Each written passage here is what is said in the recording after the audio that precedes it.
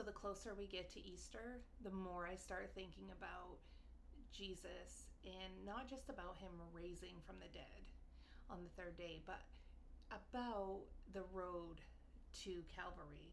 And like even going up to that point where he was just like talking about, hey, this is what's going to happen to me.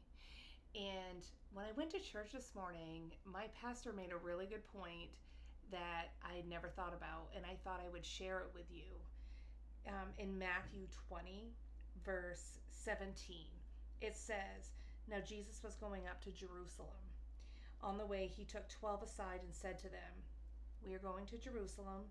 The Son of Man will be delivered over to the chief priests and the teachers of law. They will condemn him to death.' Now tell me something. If you were with a group of people and it was someone you really loved, and he was like, hey, we're on our way to this place and they're going to take me and condemn me to death. At what point do you like cover your ears and be like, la la la la la, because you don't want to hear it, right? You don't want to think about someone dying, you know, in just a horrible death.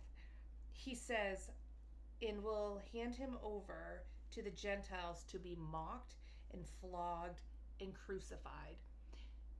When we hear these terms, it's not like every day we hear like these things happening in our everyday life.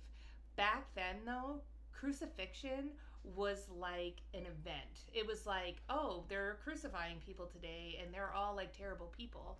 So what ends up happening is they take Jesus and these apostles are envisioning like, they're gonna do what to you?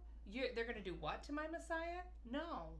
So they stop listening, right? They stop listening at that point. And then what ends up happening, Jesus tells them, I'm going to raise from the dead, right?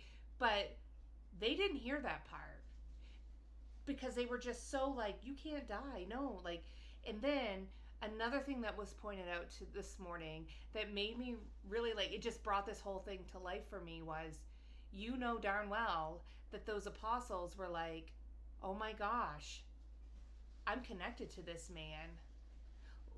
What's that mean for me? Like if they're going to crucify my Messiah, my leader, I've now got a mark on me.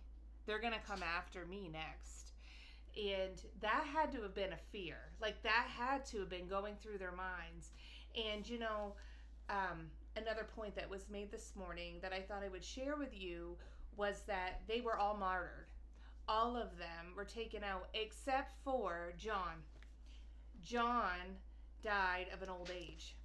And he was so old. One of the stories my pastor said this morning was they loved John because he was, you know, with the Messiah, and he was the last like follower of Jesus because they'd all been martyred. And he goes, you know, it's not really in the Bible, but it's been said that they would bring John in to a service, let's say. I don't know how they would view that back then. And then they would sit him up in front of these people. People would be helping him because he was so elderly. And he would say a sermon, and it was 3 words: love one another. 3 words: love one another. And I just think that is amazing. To me, that just, it means so much. That is almost like summing up the whole gospel.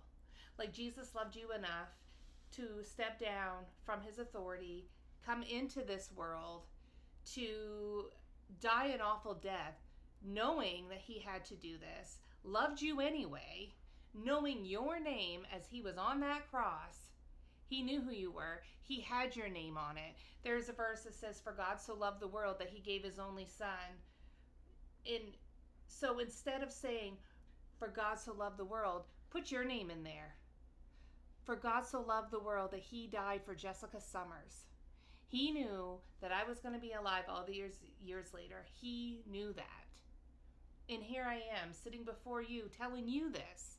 It's true. And there comes a point in our life where, especially as we get older, We need to start viewing our lives and thinking, I need to check in with myself. Where am I at? Well, I'm not getting any younger. My days are going to be drawing near.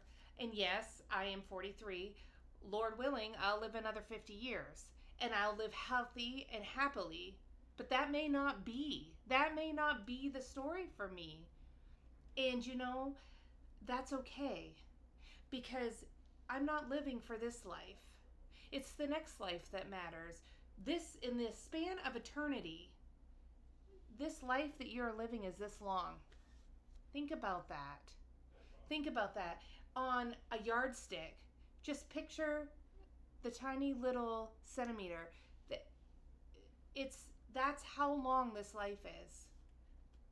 And are you ready? If you were to go today, if you were to die today, where would you go? Don't delay. Make the decision now and reach out to me. If you have questions, reach out to me.